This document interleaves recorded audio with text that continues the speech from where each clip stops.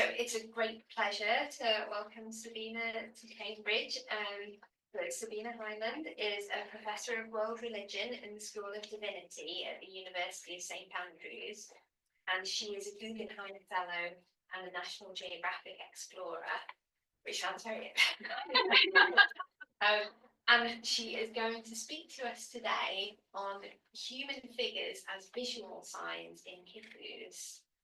Okay, well, thank you so much. Thank you to Pippa and her team for organizing this, and thank you to all of you for coming. I'm really, really excited to be here, and I'm so excited that these conversations are happening because, I mean, there's a huge popular interest in writing systems, and yet the study of writing systems often slips through the cracks of different disciplines. So it's nice to have this here. Anyway. Andean quipus remain one of the most enigmatic of all major writing systems. How could the largest and most powerful indigenous civilization in the Americas keep all of their records on colored strings? Although quipus existed as early as 800 AD, they're most closely associated with the Inca Empire, which usually is said to date, the imperial phase is said to begin around 1400 AD. Most Inca quipus are comprised of knotted chords containing decimal numbers. Quipus often have been described as the only non-iconographic writing system. However, as I've discussed elsewhere, I believe that iconicity, which I accept a linguistic definition as a blanket term for a broad range of phenomena, which have in common a non-arbitrary mapping between form and meaning, is fundamental to quipu semiosis. And this doesn't mean pictorial, it just means iconicity in this sense. This morning, I'd like to discuss one aspect of iconicity that is found in quipus, specifically the representation of humans. One of the ways in which humans are represented on quipus includes, first of all, the incorporation of human hair. This quipu, which has been radiocarbon dated to the Inca Empire, is mainly made from camelid fibers, but the horizontal primary cord on the top, that dark brown cord, that's made of human hair. Human hair is a highly charged and very personal ritual substance in the Andes that's inextricable from the individual to whom the hair belongs. A second way in which humans have been represented on quipus is found in a number of wooden bar quipus, where the primary cord, that's the cord on, the cord on top that the pendants hang from, the primary cord actually consists of a wooden bar. And onto these wooden bars are carved human figures who are seated and who are drinking. They're involved in ritual drinking.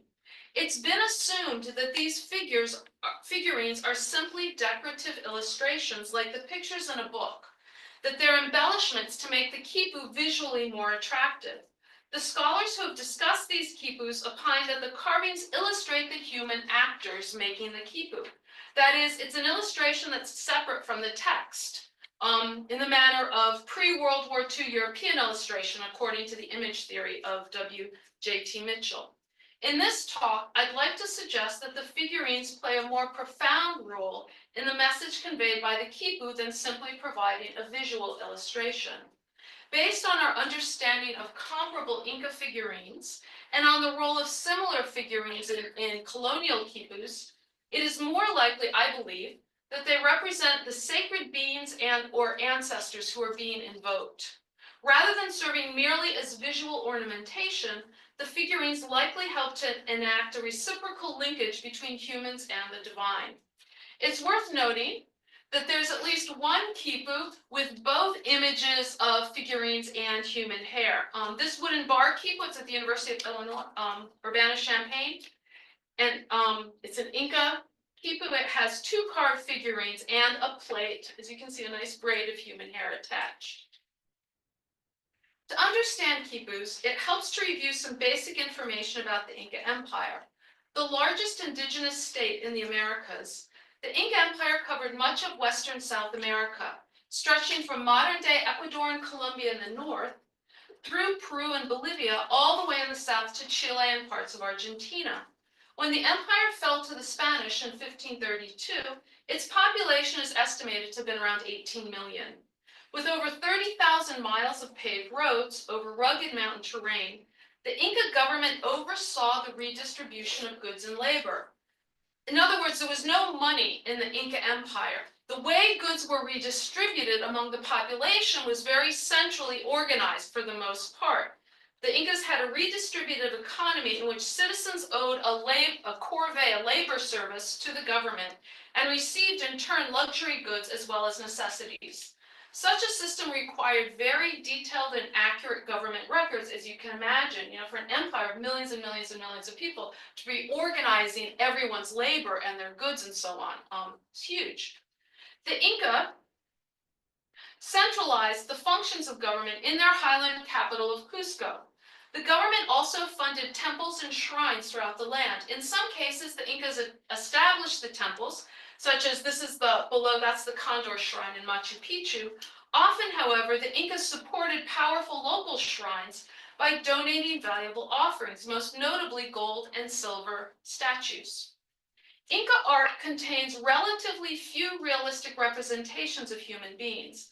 The Incas almost always preferred abstract geometric designs in their artwork. They did not include representations of themselves, their rituals, or their military conquests in any kind of realistic description. Now, as you can imagine, among Andeanists, there's a lot of conversation about the symbolic meaning of different symbols, but I'm just saying in terms of realism, any kind of realistic depiction, it's not common. One of the few areas that it occurs is we're told by Spanish chroniclers that the Incas had life-size statues of the moon goddess, of the day god, and so on. These, of course, are melted down by the Spanish. We do find these offerings of human figurines.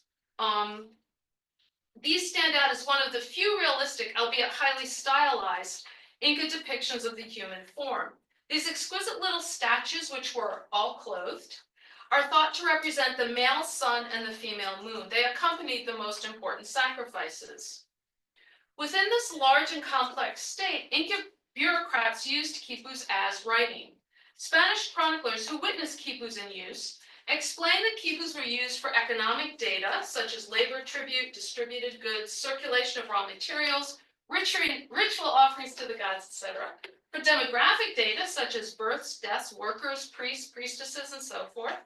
For making account of one's sins for the rite of confession, it was a civic duty to confess your sins once a year.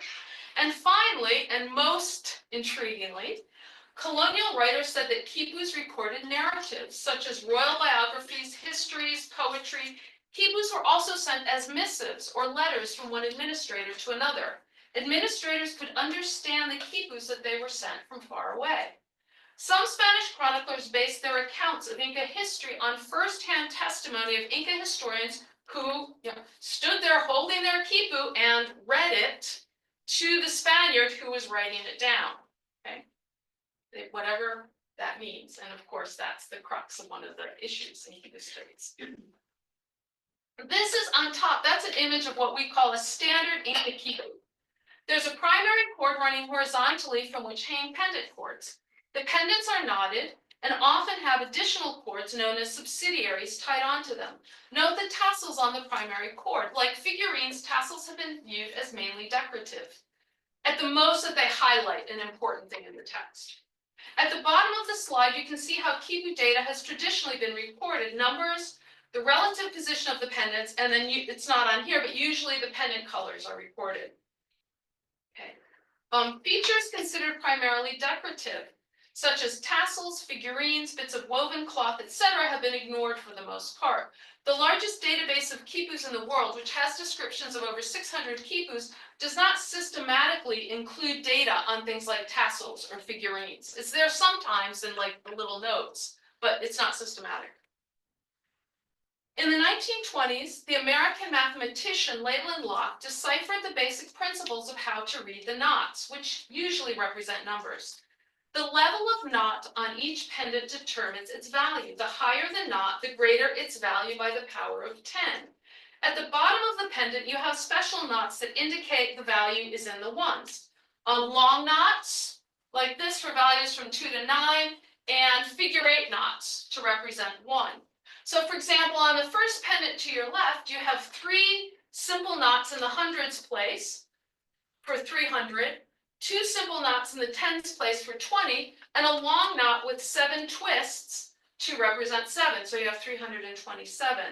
Andeans refer to the decimal levels on a quipu as pata pata, which means a stairway or a staircase. And stepped platforms known as ushnu, where one of the quintessential symbols of Inca power throughout the nation, throughout the empire, and the higher the step, the greater the value. So I think there's an iconic understanding about this idea of steps and height and value. It's also important to note that numerical quipus formed accounting hierarchies, whereby multiple lower level quipus had their data summarized in higher level quipus and then summarized in higher level quipus. Yet, remember, we're talking about an imperial organization, right? So, you'll have at the village level, you'll have lineages with information. Then at the regional level, you'll have village information, multiple village information, and so on, all the way to Cusco. Until recently, scholars believe that the quipu tradition died out in the Andes soon after the Spanish conquest, lingering only in the supposedly simple chords made by herders for their flocks. Yet in the 1980s, anthropologist Arturo Ruiz Estrada discovered that villagers in San Cristobal de la Paz, a small community in the central Peruvian highlands, continued to make and interpret quipus into the early 20th century. To the left, you see the quipus as Ruiz found them. To the right is how they're preserved today. Although the inhabitants can no longer read the chords, the fact that these quipus have been preserved in their original village context, which is incredibly rare, holds the promise of new insights. Most museum quipus lack any provenance whatsoever. So finding a quipu in a living cultural context is rare and precious. In the 1990s, anthropologist Frank Solomon learned that the village of Tubicocha contained Inca-style quipus. Each lineage preserves its own quipu, which lineage leaders wear for important events. Following Frank's example, I've conducted research in both Tubicocha and La Paz, as well as in other remote communities I found with living quipu traditions. In one of these, Anchucaya, and I just include this slide because it's so pretty, gives you an idea what this research is like. In Anchucaya, I spoke with the grandson of the last quipu expert in the village, Mesias Pumahulca, and he has since passed away. I had found an unpublished transcription of an interview with his grandfather in a Lima archive. Mesias remembered his grandfather well and shared with me what his grandfather had told him about the quipus that each lineage had used to record labor contributions.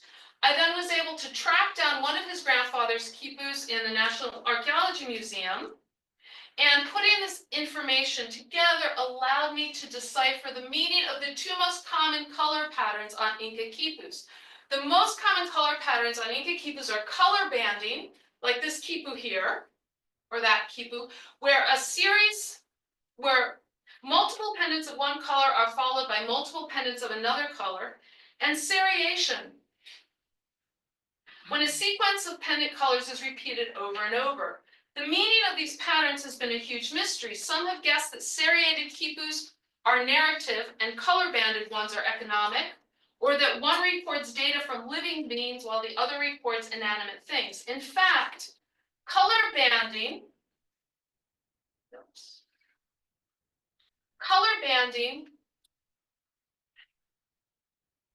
indicates individual information at the lowest level of an accounting hierarchy, while seriation indicates aggregate information from multiple color-banded quipus. So, for example, in this seriated quipu, you can tell that it's summarizing the information from 5 different quipus because there's 5 different colors represented in each group. On this color-banded quipu, each band of color represents a person in the lineage. So this represents all of the labor that the lineage has done for the multiple tasks that are required throughout the year. Okay. Each chord represents a task in a memorized order. So, for example, the first chord in each band might show how many loads of maguey for roofing the church the person collected. If you add up all the numbers on all the first chords in each band, you'll get the figure for how much maguey the entire lineage donated for the church. And then if you go to the Getting excited, I'm pressing the wrong buttons. If you go to this, you can say, okay, this is how much each lineage, how much maguey each lineage has donated. So this first chord would represent how much lineage A donated for this task and so forth, okay?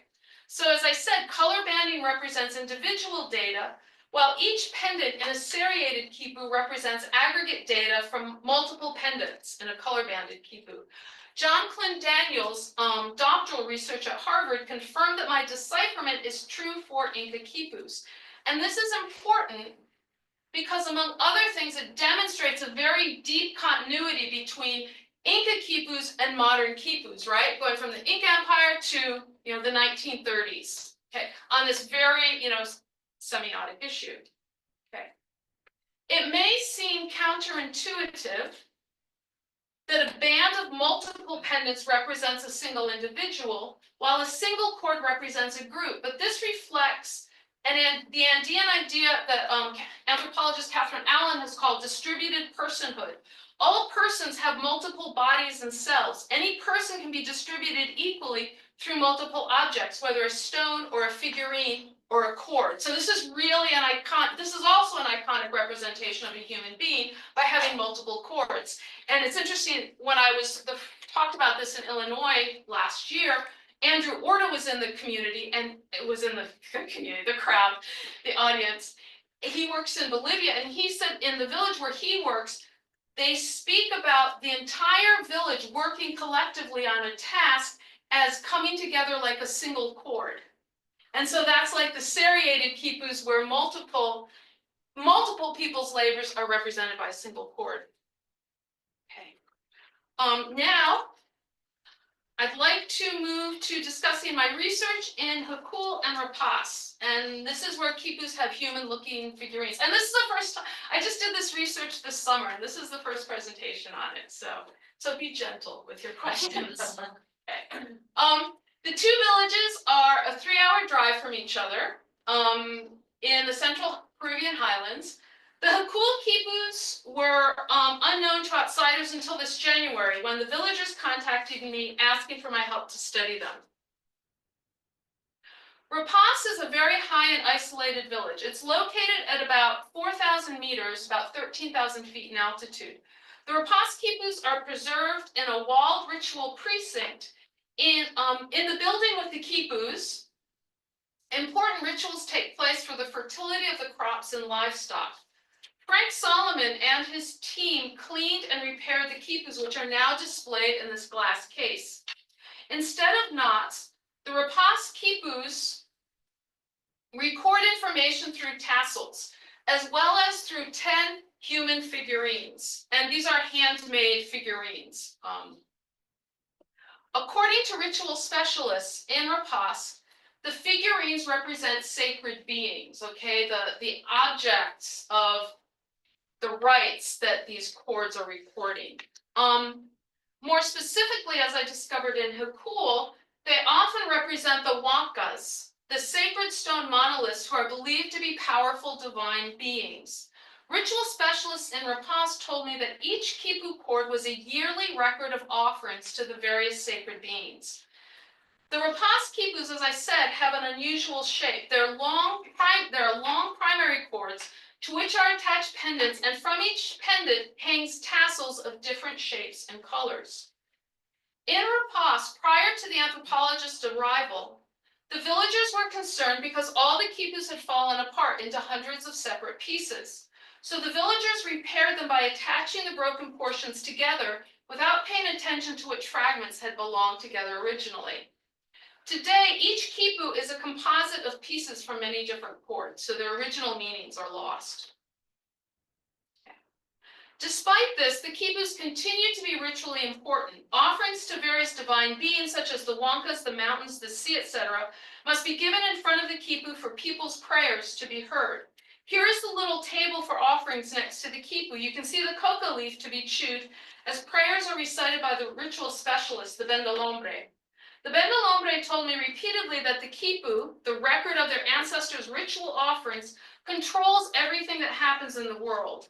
In other words, holding the ritual cycle of festivities and offerings is what determines everything that occurs, especially concerning the weather and the environment. In fact, the first time I went to Rapaz, which is years ago, the Bendo Lombre, they heard I was from America, and I was actually with National Geographic, and he thought that maybe I was a delegate from the American president, because he thought, well, obviously the American president needs to know about this Rapaz Kipu because it's determining what's going on. He said, the president and his girlfriend, Monica Lewinsky.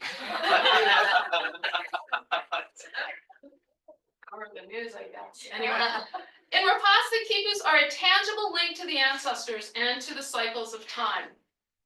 Across the valley from Rapaz is Hukul, which is also at 4,000 meters in elevation. In Hukul, the Kipus are kept in 5 bags in the attic of the colonial building that was the priest's house next to the colonial church. So that building up there, that was the house for the priests for the whole colonial era. And I was told repeatedly, the Kipus were always kept in the attic. And they've changed that into a museum. Several years ago, a Peruvian archaeologist, Jose Bernabe Romero, learned that Leoncio Prado, a hero of the War of the Pacific, had a garrison in Hukul. And I don't know if you know South American history, but in the War of the Pacific, in the late 19th century, Chile invaded Peru. And, Chilean, were fighting in the hills here, and it's very strong in people's memories. Josep volunteered his time and expertise, and so he did this completely voluntary, art from his day job, to excavate the ruins of the garrison to learn more. What he and his team found, unexpectedly, was that Hukul had been the site of a major shrine which received the highest levels of Inca offerings, including a beautiful golden llama. Josep and his team worked with the villagers to create a one-room museum to display their finds. As they were preparing the museum, one of the villagers mentioned in passing that they have 5 bags of quipus in the attic. Did Josep think anyone would be interested in them? Josep told me he almost fainted when he heard that. They extracted one of the quipus, and this was taken to Lima, and it's repaired, and it's on display in the museum. But they needed help with the rest, and so they contacted me. And there you see, that's not the actual golden Inca llama, but that's what the golden Inca llama looked like that was found in the village. Okay. With funding from the British Academy, I traveled to Hukul in July with Sam Keane, a science writer commissioned by The Atlantic to write an article about my work. When we arrived in Hukul, we made formal presentations to the assembly in the town hall, and we shared a meal. So this lasted, many hours. Afterwards, we went to the museum where the quipus were, and we held a chachadero ceremony. And this ceremony is done whenever any important task, communal task, is initiated by the village. We used coca leaf to make invocations to the mountains called the grandparents. And there I'm holding this is called a kintu of coca leaves. Got to fold them up and make my invocations.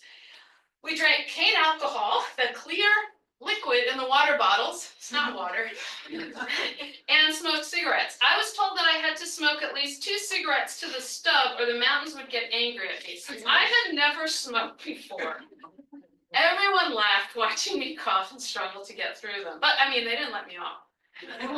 The village, and this was very moving, the village president then presented me with a hand-woven, hand-spun shawl to wear, that I was now an official member of the village, a true Hukulina. The next morning, we began the delicate process of untangling the quipus. And I know my heart sank when I first saw them. It's like, how are we ever going to do this? But we did it. We were there for weeks, and we managed to untangle them all. We found 97 quipus. It's hard to say how many are fragmentary. We know that 6 of them are complete. Okay. So the situation is, in that sense, is much better than in Rapaz. We marveled to see miniature pink coca bags that had been tied to a few of the quipus. You can see here what these were like. So people wear people wear coca bags traditionally, and this goes back to Inca times, so that they have coca with them to make ritual offerings that they need to. And so they're very stylized types of bags. And we found 3 miniature ones tied onto 3 different quipus.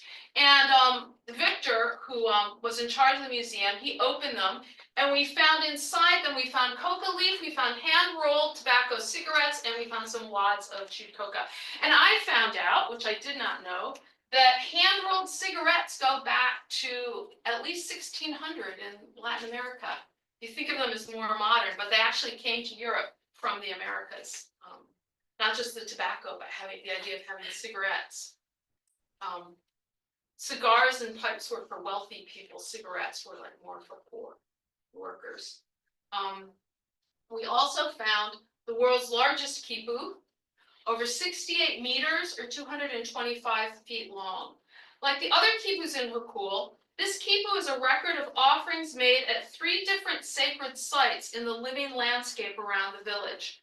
There are 3 different colors of tassels, beige, medium brown, and black, each one associated with a particular site. One of the oldest men in the community, Don Lennon Margarito, told me that in his grandmother's time, there were 3 village shamans, each one of whom was in charge of a specific site. The shamans would leave to make offerings known as a mesa at 2 in the morning so that they would arrive by dawn. No one was allowed to talk or even look at them when they were on the way to the shrine. Modifications in the tassels, for instance, how they were attached to the primary cord, indicated differences in the kinds of sacrifices given. The different sites had charge of different effects. For example, Pachacocha, the highest site, a very high lake, accepted offerings for rain. The quipus were studied, so they were kept and studied as a record of past offerings. That is, as a record of the history of the human relationship with the environment and the living landscape. For example, if you had flooding one year, or you had a disease that maybe you thought was caused by an excess of fluids, you would look at the quipus for the previous years to see if you had given too many offerings at the site of Pachacocha. So this is like a vibrant thing. It's not like you give, just the same offerings that year after year after year. You're doing this by watching the environment, trying to figure out what's necessary as humans insert themselves into these cycles of, basically it's about the circulation of fluids through the different realms of the world, which I know anthropologists all sound kind of nutty after a while. I'm sorry. But anyway, yeah, so I think of this as kind of like an almanac. Don Lennon knew that there was a figure in one of the bags. On the longest quipu, which has been radiocarbon dated to between 1680 and 1738, there was the remains of a wax figurine. Remains of a wax doll dressed in a very elegant green silk skirt and white silk stomacher. Mice had eaten most of the doll, but the remaining pieces of silk indicate that the doll probably looked something like the one on the screen, wearing clothing that dates to around 1720. Don Lennon told me that he believes that this doll is the stone Huanca Umashukul, and that's a picture of Umashukul. In Inca times, the stone monolith was dressed as a woman in elegant clothing. Okay, Umashukul controls the fertility of the land. Given the prominence of Hukul as a ritual site, it makes sense that their colonial figurine would have been so fine, and the Rapace ones are, as I said, more homemade. The significance of the tassels on the Hukul quipus was both phonetic and iconic. Phonetically, Don Lennon explained to me that the word for raw wool, which all the tassels are made from, is melwa. And he said that's a pun for mesa, the offering. Okay, melwa for mesa. In some cases, the tassels are attached to pendants made of human hair.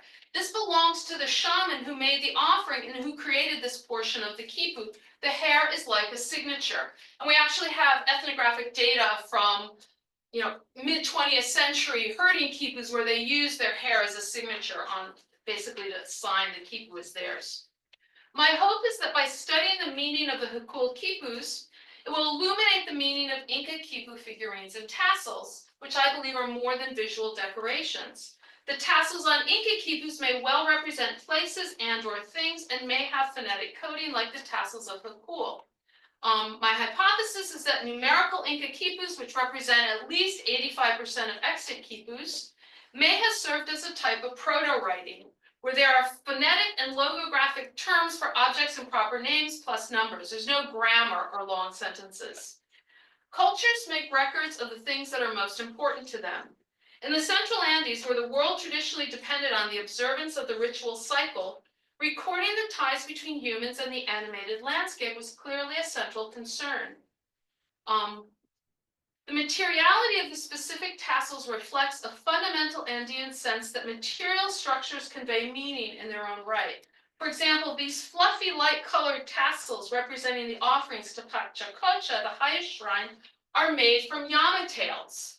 And it's funny because a lot of my work, I'm trying to like push Kipu scholars to say, wait, materiality is important. We can't just assume they're all cotton. And so my heart kind of sank when I was in Hukul and I would ask people, well, what is this fiber? What is this fiber? It wasn't just about what animal it was from, it was what part of the animal was the fiber from. And I was thinking, wow, how are we going to learn this? But anyway, it was explained to me that these tassels are from the llama tails, which is why they're fluffy like a cloud. Don Lennon explained that when they went into the highest parts of the mountain, they always carried a llama tail talisman.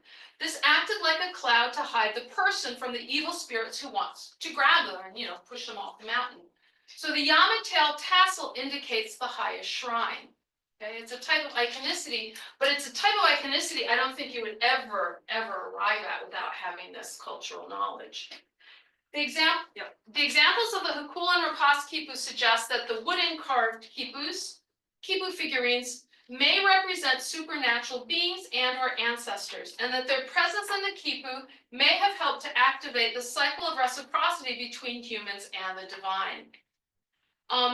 And I believe ethnographic analogy suggests that in a situation like this Inca quipu, where the primary cord is made of human hair, that probably represents the person who made the quipu, who sacrificed their hair for it. One of the perennial difficulties of an undeciphered writing system is determining when an aspect of the system is mainly a visual embellishment or when it carries a deeper meaning. And of course, as we know, even visual embellishments can have their own sense of meaning.